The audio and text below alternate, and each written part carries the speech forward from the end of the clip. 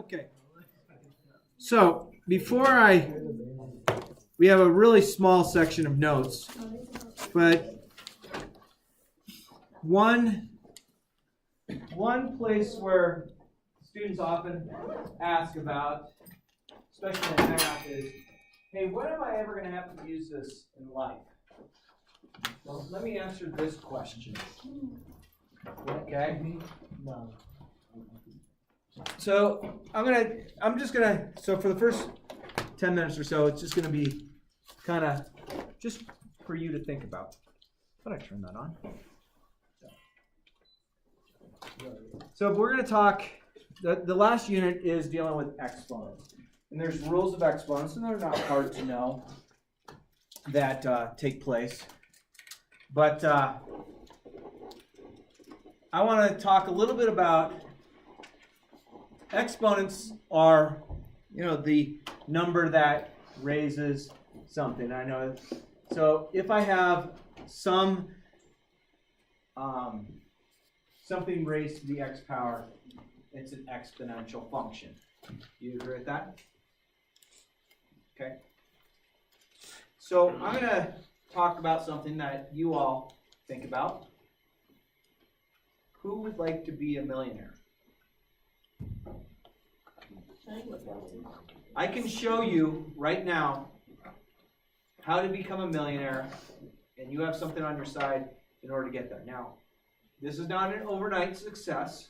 This is not something where you have to think about, I'm going to do this and tomorrow I'll be a millionaire. It's not that.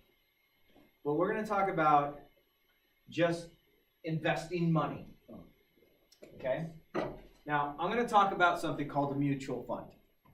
Now, there are some people out there that would say, oh, this is not a good way for money. But I want to talk about something called a mutual fund. Has anyone ever heard of a mutual fund? I have. Okay, yeah? Cool. So for those of you who don't know, a mutual fund was said by the Vanderbilt family. The Vanderbilt family was the big family in charge of railroads back in the 1800s. Railroads were a big mode of transportation in the United States before we had airplanes, right? So a mutual fund is this. Well, the Vanderbilt said, mutual funds are the way for the average man to be just like the millionaires and the billionaires. What a mutual fund is this. So a mutual fund is, let's say we had mutual fund A. And I don't know what mutual fund A technically is, but let's say it deals with Walgreens. Might be part of this mutual fund. You guys, the girls have heard of Walgreens, right?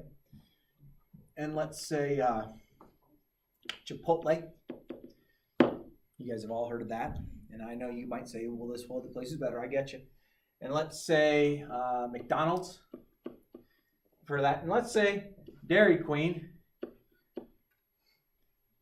And maybe there's some others that might be a little smaller, but same kind of caliber of company. They're all part of this. So what these companies will do is they have two different sources they can go to and borrow money. They can go to a bank and borrow money, or they can borrow from the mutual fund. Now, when they borrow money, they pay back money in interest. Okay? But where does the money for a mutual fund come from? Well, it comes from a lot of different people have something that they call shares. And a share is just a portion of it. Okay? So what you're going to do with this, if you chose to invest, you could do this. So let's take our first mutual fund, and we're going to call it mutual fund A. And this is you. Okay, I know it doesn't really look like you, but you, the investor. So what you can choose to do is you can put money into this mutual fund as a savings account. You can't get your money back out right away. It's not like an ATM, but you can get your money out in a number of different types of ways. I'll explain that to you in a little bit. So let's say you're going to put a certain amount of money into this. And let's say that this mutual fund right now is worth $5 billion. So of that $5 billion, there's a bunch of yous that are putting your money towards it. Okay? And I'm not talking like 30 bucks. I'm talking you're going to put thousands of dollars into these. Now, the mutual fund, every 3 months, pays back something called a dividend. Now, you can get a dividend a couple of different ways. You can have this dividend, and this is a small amount of money that's worth a portion of what you've put in. So this dividend can come back to you, or it can reinvest into the mutual fund. Okay? So let's go a little bit further. Is there any questions so far about that? So let's say we have our mutual fund A that we are investing in, and it's worth $5 billion. And all these companies are going to borrow and pay back this mutual fund. So this mutual fund is acting like a bank. Okay? And companies will choose to do this because they get certain tax breaks by using a mutual fund to lend them money than they would over a bank. Okay, and I'm not talking that they're going to save a couple $100. They're saving hundreds of millions of dollars because these companies are huge. So let's say you decide each month, you the investor, each month you're going to put $100 into the mutual fund. Okay, now there's times that $100 can buy you some shares, but it can also buy you a portion of a share. So if you were to look at, say, Apple, okay, if you wanted to buy a share of Apple right now, it's about $860 per share. Well, if you put $100 in, did you put enough in to buy one whole share? No, you bought a portion, about an eighth of a share. Does that make sense? So you're going to allow this mutual fund, you're going to take the dividends from the mutual fund, and you're going to reinvest back into itself. So you're putting about $1,200 a year into this mutual fund because every month $100 goes in. There's 12 months in the year. And then every 3 months, there's going to be a dividend that's going to come out. And again, you can take the dividend and go towards you, or you can reinvest in it. So let's say you want to get this to where you own $5,000 worth of that mutual fund. You still with me? So what's nice is you will get a quarterly statement. So every 3 months a statement. And now it's emailed to you. And it'll say, oh, let's just round this for purposes. Let's say you got like $108 paid back in a dividend. Okay? And you're going to multiply that times 4. So that's going to be $4,032 that, I did that wrong. I did the wrong math. I'm sorry. $432 that you're investing back in. So technically, you're investing $1,200 of your own, but if you direct your dividends to go back into it, you're actually investing $1,632 into this mutual fund a year. Okay? Can you see how your money's starting to work for you a little bit? Because that dividend is interest. So that dividend goes back in. So let's say you get mutual fund A to 5,000.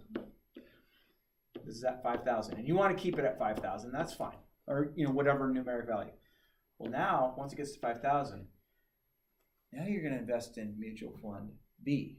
So you, the investor, you're no longer putting your money into A, you're putting it into B, and B's dividends go in here, but I can also have A's dividends go in here. Okay, so now mutual fund B has a total of 3 investors in your name. You, right?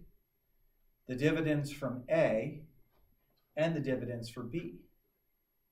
And so let's say you want this to get to $5,000 as well.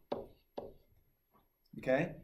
So then after that's there, you're going to invest in another mutual fund, which is another whole bunch of companies, which you're going to call mutual fund C. So now, once that's at 5,000, now you're going to put your 100 here. You're going to redirect this guy's dividends. This guy's dividends come here. This guy's dividends come here. So now this guy C has 4 things that are working for it.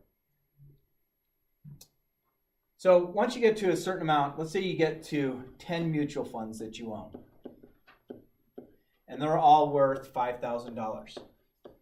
So that means you have $50,000 in these mutual funds. Does this make sense? Did you invest $50,000 to get up to that? No. You invested maybe $32,000 to let your net worth be worth $50,000. Does that kind of make sense? So we have these mutual funds, and let's say we have A through, I don't know, let's say we just have A through Z mutual funds, which would be 26 total mutual funds. You with me on this? So that means any mutual fund you're deciding to invest your money back into, you have you going into it, and you have all 26 others going into it. So let's say you have A through Z, and you're looking to buy one more. So this would have all 27 of the mutual funds you own, A through Z plus AA, or whatever this is called, and you. So then you actually move up to 28 investors that go into this. How fast would this get to $5,000, would you think? Pretty quick. Because you have a lot of things investing into it. But you're using your money and all the dividends back into it. Now, let's say you have A through Z, and you're good with A through Z, and they're all worth $5,000 apiece. Well, what you might do after that is you might say, you know what? Rather than having only $5,000 in each, I want to get them all up to $10,000. So I want to get my mutual funds up to $10,000 each. So you can pick one of the mutual funds, A through Z, doesn't matter, and you're just going to say, you know what? I want, let's say, mutual fund G to be the first one to get up to 10,000. And then when G gets to 10,000, maybe you go back to A and make that 10,000. And maybe I take the next one, and next one, and next one. So now, let's say time has taken place, and you have mutual funds A through Z, so 26 of them total, and they're all at $10,000 each. So that puts you there. Now, I will tell you, in order to go from 0 money to 5,000 money, in the beginning, it's slow steps. As you get into the 12 or 13 or 14 mutual funds, we're talking it goes to $5,000 in less than a year. Okay? When you get to like 18, 19, or 20 mutual funds, we're talking it gets to $5,000 in 3 to 4 months. Okay? So let's say you started this whole investment process when you're 18 years old. Let's say when you are 28 years old, you have 10 mutual funds. When you are 35 years old, you have 22 mutual funds. And when you get to 40 years old, you have 25, and you are bringing them all up to 10,000 each. Following this? Now, this doesn't take a lot of work on your part other than directing your money. So let's say once they're all up to 5,000 each, then you decide, hey, you know what? I want to make them all worth 10,000 each. Okay? Actually, that would have been your 260. I'm sorry, I'm going crazy in my head. And then when you get them up to 10,000 each, let's say then you decide to make the big jump to 20,000. And this turns into $2.6 million. Now you're like, well, that's great. I have all this money tied up. What am I going to do with that? Well, you take this $2.6 million worth of your mutual funds, and this would probably happen when you're around 60 years old. So you're this 60-year-old, and you decide, you know what? I want the dividends to start getting paid to me now. So this, as far as dividends, when you're 60 with that $2.6 million, you're talking about $80,000 a year that they're paying you out interest. So you're now living off $80,000 a year plus whatever else you might have saved. Okay? This is a very simple way to do it. The problem is, well, the good thing for you all is this is a number that is a real number to you. Some of you are 14, so that's 4 years away. Some of you are 15, so that's 3 years away. Some of you might be 16, so that's 2 years away. Time on your side means money in your pocket. Okay? So, a lot of times you might choose to save for your retirement by using this. Now, do you think the longer and longer you are working, you would just keep putting just $100 in? No. Maybe when you're 25, you start putting $200 in. Maybe when you're 30, you start putting $300 in a month. Maybe when you're 35, maybe you put $400 in a month. Maybe when you're 40, you put $500 a month in. Okay. Do you make more money as you go through your career? Yeah. Are you doing this? Oh yeah. Oh, okay. So this is a very simple, poor man's method to become a millionaire. Okay. Now, I won't tell you how much I've invested, but if you were to look at my portfolio at age 48, you'd be like, holy moly, there's a lot of money there. Now, my financial thought, being I work for the state as a teacher, I'm going to get a certain amount of money for my retirement. Okay? Actually, what's really fun is when I turn 52, 4 years from now, Nevada is going to start paying me the retirement that I earned there. So I'll get a certain amount of money from the state of Nevada every month until I die. And I have it put in a way to where if I happen to die, my wife gets a portion of that every month until she dies. And then those mutual funds, so I'll get Nevada when I'm 52. When I'm 62, I'll have both Nevada and Colorado paying me retirement. And then I have this mutual funds that will pay me big money as well. How does my retirement look? Pretty swell.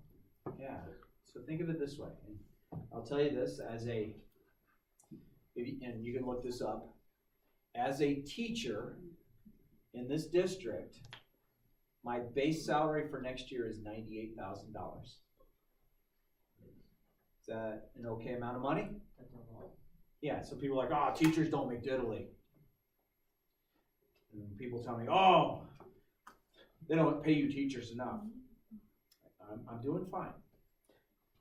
So are you swelling on a 401k? That's what a 401k is, or a 403b. Are you shooting past the 401k in your retirement? Am I shooting past it? I mean, like, are you gonna go way past the 401k? Are you gonna make way more than 401k? 401k is a type of savings that's a tax sheltered annuity. Means that I put money into it so it doesn't look like to the federal government that I'm paying as much, I'm making as much money because it's tax deferred. Now some of my mutual funds are pre-tax, some are post-taxed. Okay, and that's just how things work. There's terms you might have heard as like Roth IRAs, regular IRAs, 401ks, 403bs. These are all different types of programs that are in place so people can invest money. Okay. So now some people will say, well, the stock market is doing really bad, you're going to do really bad. Okay. Kind of true. Has there been some downfalls in the stock market? Yeah. 2008 was pretty bad. But you know what was really cool about 2008? I was buying a lot more shares in 2008 than I am buying now in 2019. The market is much higher. So the mutual funds that I was paying $60 a share for in 2008, I might be paying for the exact same shares $120 per share now. Okay, so this is a genuinely great, intelligent way to save money. And the longer you do it, the more money you're going to have. Okay, so think about this. Between my wife and I, she's a professor at CU Denver for chemistry, and she will also get state retirement. She'll also get Nevada retirement. She has to wait till she's 60 because she only worked 6 years in Nevada. I worked 9 years. Those other 3 years, she was a stay-at-home mom, but she has to wait a little bit longer because she didn't work some of those prime years, which is fine. So between the two of us, there's should be some nice money in there. Okay, will the market take a slight dip between now and when I turn 62 and 14 years? Yeah, it'll go up and it'll go down, and it'll go up and it'll go down. But if you look at the stock market as a whole, the stock market growth pattern has done this. Now, here's the problem with we as people. We will look at this little region here, and that little region in green might look like this. Okay? And people are like, oh, look, it took some dips. Yeah, but when I was 18 years old to when I get to 62 years old, look at what this money's doing. That looks like it's growing. Agreed?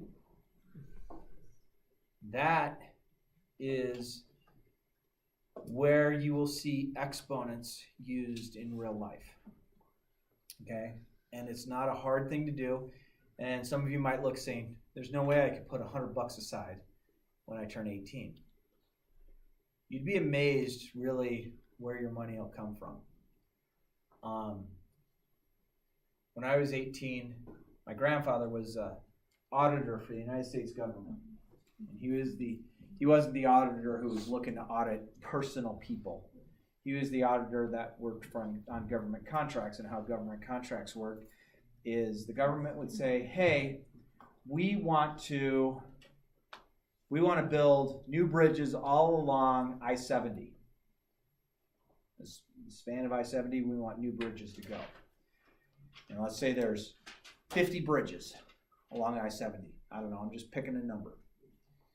So different companies are going to put bids that build bridges. They're going to give the government a bid. And so let's say those 70 bridges cost, I don't know, $10 billion. Okay? I don't know. I'm just throwing numbers out there. I have no idea if that is true or not. So companies are going to put their bid, and the government's going to go with whoever they choose. But let's say some company comes along and says, hey, we could do all those bridges for $5 billion.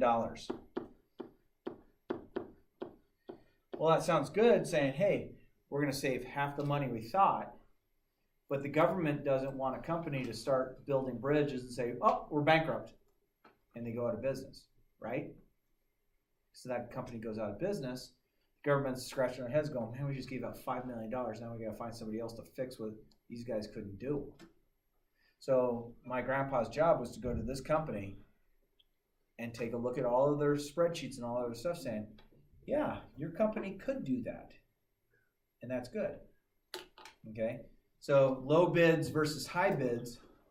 You know, you as a person at some point in your lives, you might buy yourself a home. And you might have things done on your home. And you might not go with the very first company you get a bid from. You might check different companies for bids. Now, years ago, we had our house painted. My home right now, the whole first floor, all the way around, front to back and the sides, is all red brick, so you don't have to paint it. The second floor, you have to paint. And we got a bid from one company. The guy came out like $26,000 to paint our house. Like, okay, this guy's really proud of the paint he's painting with. Then we got some guy that came out like $600. Okay, can you really paint my house for $600? I don't know. I wouldn't think so. I think me personally could go to my house and say, yeah, I could paint my house for $600. It's not going to be the best paint job, but I could slap a coat of paint up on it. Might take me a lot longer than some company, but I could do it. So when you get bids, you're going to start using your logic of, okay, I don't know if that guy can really bid that low and really do a good job on my house. So, yeah, it's one of those things, but this is just a kind of a financial literacy piece of think about where you could be when you retire. I'll go back to Arizona, I'll see my old buddies. And I got buddies that are still living paycheck to paycheck. What they make in the month, they spend in the next month. And man, I can't wait till payday. Why is that? Oh, because I get paid. Well, I know that's a good thing. You don't have any extra money that you can dip into? Oh, no. That's called not living within your means. If you learn to live within your means, you can always have money. Okay? What does living within your means really mean? Do I have to drive a $100,000 car here at school? No. There's an awful lot of cars that will go from point A to point B just fine, but are a lot less than that. Okay? My dad sold cars for the last 15 years of his career. And he'd always, hey, I got a good deal for you. No, I'm fine. No, you don't understand. I got a good deal. No, I'm fine. My cars work. No, I'm fine. When my wife and I go to buy cars, we walk into the dealership, we know what we want to buy, and we say flat out, this is what we are willing to give you for the car, and I'll have a check for you right now.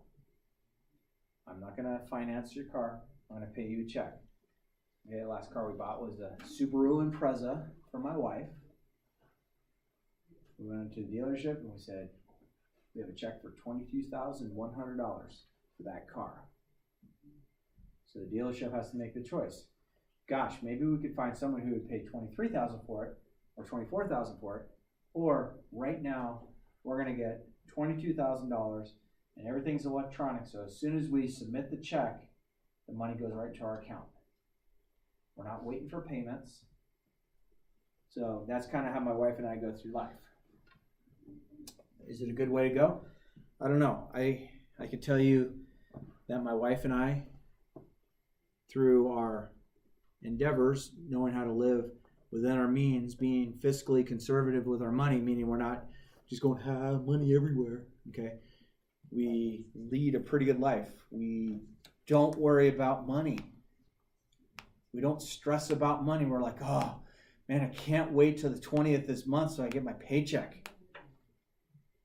Because we have built up funds that we have as liquid assets that we can go to use. If we need to go buy a new washing machine, we go buy a new washing machine. We don't have to be like, oh, shoot, we're going to have to go down to that laundromat because we can't afford it. Okay? Why did we choose to live this way? It's a really good fiscally conservative way to look at money. If you learn to live within your means, you'll never, ever worry about money. Okay? What does that mean? Well, we don't go out to eat every meal. Why not? Well, you can buy some really good food from the grocery store and make it yourself and save an ungodly amount of money. Why do I brew myself coffee in my office every day? Because the $4.50 it cost me at Starbucks to buy a one-day thing of coffee, I could buy a can of coffee for $3.50 and be good for a month. So think about how much people are spending at Starbucks. Starbucks isn't a big company because people are not buying the product. People love buying those sweet, syrupy drinks they call coffee. Right? Do Starbucks drinks taste good? Sure, they're sweet and sugary, and I love them. I don't like Starbucks black coffee. It's bitter. So that's why when I go to Starbucks, I put cream and sugar in it because I want the sweetness of it. So, just some ideas for you to think about as we walk through this. Okay, so this is going to kind of be your notes for the next couple of days. So hang on to this sheet that comes to you because we're just going to kind of build upon it over the next couple days. So there's some properties of exponents that we're going to look at.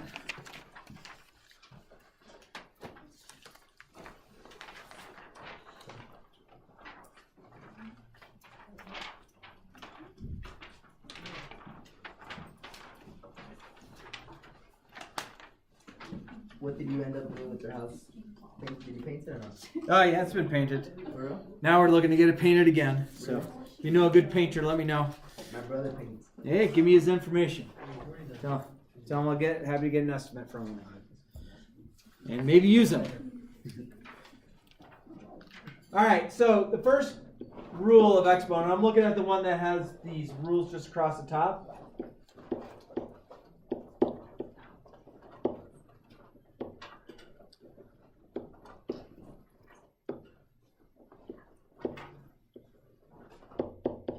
Okay, so we have like bases. The base right now is called x. Okay, x can be a variable, it could be a number. And we have m and n, which are also variables. Variables could be, stay as variables, it become numbers. So how this property works is if I'm multiplying and I have the same bases,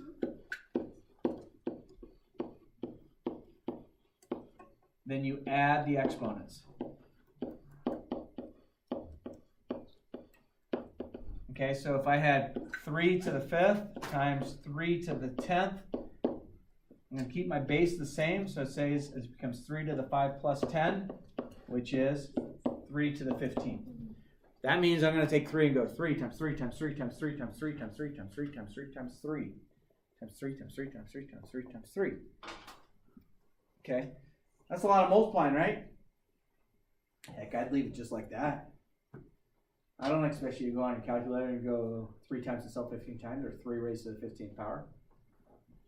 So, once you have that written down, flip to the back side of this. And let's find some that look like this. Fourth one over, I have x to the 5th times x to the 4th. This is 4 over on the top. So x to the 5th, x to the 4th, what do you think my answer would have to be? 9. Yeah, x to the 9th power. Done. So let's scroll a little more. Looks like the very top far right, I have x to the 3rd times x to the 8th, which is x to the 11th. You guys and girls see where I'm going with that so far? And then second row down, 3 over, I have z to the 4th and z to the 5th, which is z to the 9th. And let's see. Third row, 4th row. Oh, I have c to the 8th times c. Now, anytime you have a number or something's just sitting there, that's to the 1st power. So that's got to be c to the 9th. Like bases, when multiplied, you add the exponents. You count them up.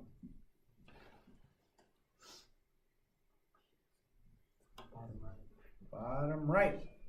Bottom right. M squared is m to the fourth. So like bases, when you're multiplying, the exponents add up. The base stays the same.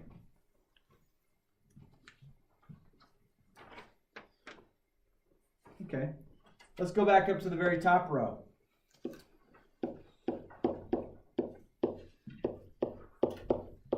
Now let's put the exponents in. That's to the first, that's to the first, that's to the first. 3 times 5 is what? 15.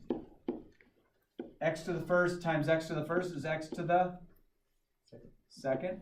Y to the first and y to the second is y to the third. Done.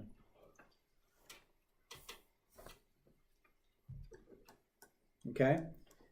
And that's how those are going. You feel comfortable with like bases when multiplying? You add the exponents. You count up the exponents. Okay, we're going to say this. Exponents are like bunnies. Still with me on this? You've seen bunnies all around, right? So when they're just sitting there on the ground, you just count them up. And you're like, I got 7 bunnies. Okay, that'll make you laugh here in a minute. The next rule we're going to go to, flip this back over, is this rule. X raised to the m, and then that's going to be raised to the n. So that's going to be x to the m times n. Okay? Now again, I said exponents are like bunnies. When they're all on the ground next to each other, you count them up.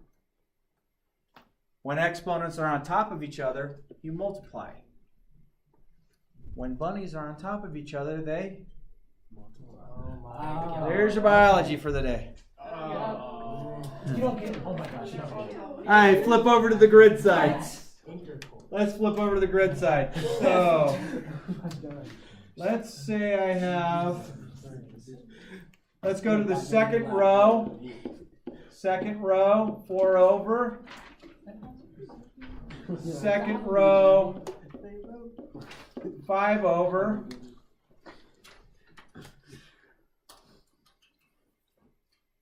And anything else we need to do? Wait, what did the bunnies have to do with? Bunnies are on the ground, so they're on the base. You count them up. You just add them up. When they're on top of each other, they multiply. They have babies. Oh, wow. No, I can't. I can't. All right, so exponents are like bunnies. When on top of each other, they multiply. So that becomes x to the what? 8. 8.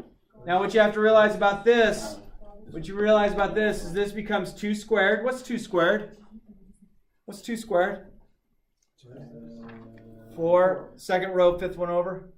And then these are on top of each other, so they multiply. Okay?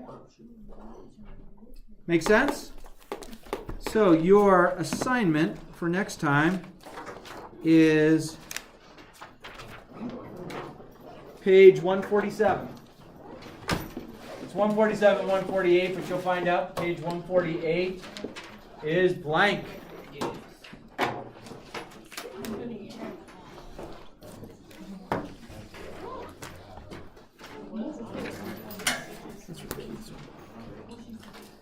Cool?